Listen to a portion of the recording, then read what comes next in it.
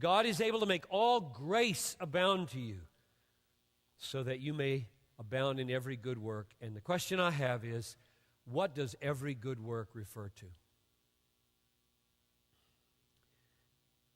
If you stop and think about it, it's a very perplexing phrase.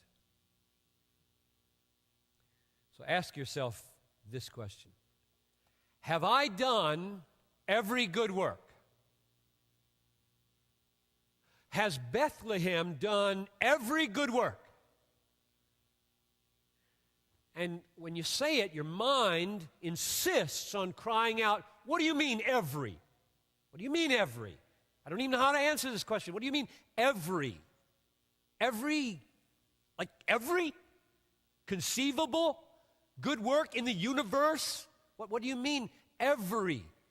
It's not patently clear, to me anyway, what every means here. And very particularly, you know what I want to know. I want to know whether TCT is in that every. Because not everything is in that every. It can't be there because you're not doing a lot of good deeds right now. There's a lot of good deeds you could be doing at home, in your neighborhood, on the streets, and you're just sitting there listening to me. So you're not doing every conceivable good deed. You could get up and leave and go do some good deeds right now, and you're here instead. So what in the world does he mean when he says, God is able to make all grace abound to you so that you will be able to do every good deed? So here's my effort at an answer. And then we'll try to relate it to our situation. I'm going to get my answer from Ephesians 2:10, which goes like this.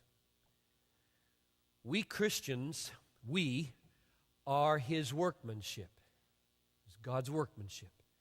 Created in Christ Jesus for good works. So that's the same phrase, which God prepared beforehand that we should walk in them. So now we have good works, not with the word every on the front, but that we are created for good works, and then a defining phrase, namely, which God prepared beforehand that we should walk in them.